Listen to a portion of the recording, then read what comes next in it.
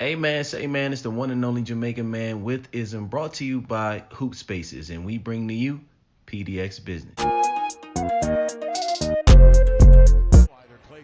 Hey man, say man, it's Jamaican man back at it again with more PDX Business. Thank you for those that enjoyed the first inaugural episode of the show. This time around, we want to get started by sending love, positive energy, and thoughts with the big man upstairs here at Hoop Spaces. Chris, wish you well, sending love, and this one is for you and yours. Sending much love.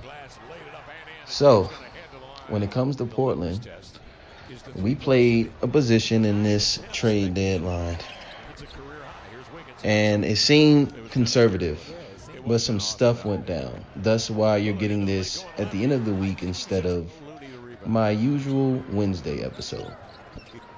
It was crazy, but it wasn't at the same time. We had certain names out there that we were interested in, like Jared Vanderbilt, OG Anunoby, Mo Bamba, for example, Jakob Pertl, if you will. And we wanted to shore up the veteran roster, if you will, just trying to justify the youth movement with the win now mindset. And what we decided to settle on, if you will, at this time, because we wanted to remain under the tax, was to send Josh Hart out to New York, and in return, we received who did we get back? It's so traumatic, it's hard to just remember all at one time. We sent him to New York, and I want to say we got Matisse Thybulle back in that particular deal, if I'm not mistaken. So we didn't have to pay Josh Hart going into the next summer, prioritizing Jeremiah Grant. Then we traded Gary Payton. We got Cam Reddish back. And Matisse Thybulle back in that deal for Josh Hart. It came back to me. And I appreciate your patience and respecting the authenticity of me handling this business. Then we traded Gary Payton back to Golden State for 5 second-round picks. And I'll touch on the calamity behind that decision in just a second. At this time, Nurkic is out, so he wasn't involved in any moves, and Drew Eubanks played very well, and is, up until this taping of All-Star break. Going into that, our last game last night, we played the Washington Wizards and got blown out, but we played hard. So Anthony went down as well.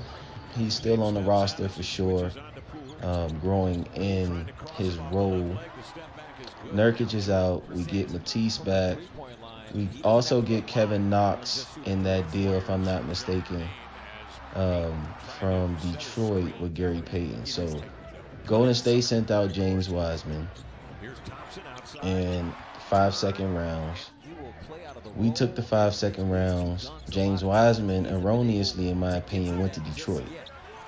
And I was like, that was probably more important than getting taller on the wings, but I'm going to hold my breath on that, is what I said during the week. But essentially, in the trades that we made, we shored up our point of attack, or as you hear it here first, POA banker in Matisse Thybulle. You know, we have someone that's going to be able to guard on the ball, where Portland as a community felt like Jeremiah Grant doing that, even in long stretches, is a problem because he's not quite adequate enough to sit down and guard at the top of the key and move side to side in an efficient manner while still being that weak side defender we need him to be in the front court. So we get a POA attacker. We take a flyer on Cam Reddish in that deal with Josh Hart. And in some time, the first 2 games, of course, you got to give yourself credit. No one has seen a playbook or been able to find their groove yet, so you can't really judge their play thus far on what their long-term solution-based addition would be. But Cam Reddish has shown the same sparks that he's always shown, his ability to be a two-way scoring threat and a potential, I say potential, third option in the event that the ball swings his way. Let's see. I mean, he's guarded multiple positions. Last night with the Wizards, he switched on to Porzingis a lot. Not saying it was effective, but it didn't seem like it bothered him or Matisse very well. But that is something I feel like I'm addressing first. We cannot compensate that. The fact that we shored up our perimeter with having them playing too much in the paint. And that's why I felt like my first big concern, if we're just not looking at it from a salary-based decision, which I feel like Jody Allen had to pretty much give the okay to Joe Cronin to make these decisions, and it seems like it was frugal-based decisions to make more impactful long-term ones later. I do process with the rest of the fan base of what is later in Portland as far as attracting free agents is concerned. Not even thinking the idea of having something up our sleeves is possible or yet alone plausible. We should have shored up that front court spot, and James Wiseman fits the mold of someone that is in between the youth movement, and you can extend for the future with the veterans as well. And I don't know about that, whether it was a problem on us just not really wanting to get him there. I know I heard from Blazers Uprise that we passed on him. And just with that confirmation, given that I just waited time to put this out, I'm like, man, drats. You know, it was hard to muster those change of events. But on top of that, my friends, we were accused by Golden State of trading Gary Payton II back to them without them knowing that he was playing hurt. I want to stress to you all that he got hurt in Golden State, first and foremost. Then, after we were under official review, before they investigated us, or we're currently under investigation because of that, and as well last night, Dame Lillard got his first flagrant foul ever in his NBA life. Just stuff like that as far as Golden State and that weird call and weird officiating too. Shows us our culture, because I think at that time last night, Chauncey got a tech, Dame got a tech, if you will. I think it was a delay of game or something of that nature. And it feels like we have so much pressure on us, and I think that's the most peaceful way of saying it. It's so much pressure that we have on ourselves. And I think the trade deadline was there to alleviate some of those pressures. And the only reason why we feel it the most is because we're playing very hard. Not one game this season I feel like it was like last season or post-trade deadline last season. I feel like the effort is there. The culture identity is there. Drew Eubanks should be only playing 15 minutes to 24 minutes a night. But he has to play multiple minutes, and I must give him his credit. He's playing his heart out. We need that. We need that. So now it's just tidying up the front court. I don't know what we have in mind. I know we have the ability to sign Cam going forward next year, but sign him, I guess, at an affordable rate if we don't have his bird rights, if I'm not mistaken, but I think we do. We have a protected pick going into next summer, lottery protected, and this draft class is pretty deep to add to our youth movement portion of the roster. And most importantly, Dame Lillard. The reason why all of this even matters in the first place, why there is a PDX business and we sync with the chip. And we even endure the slander from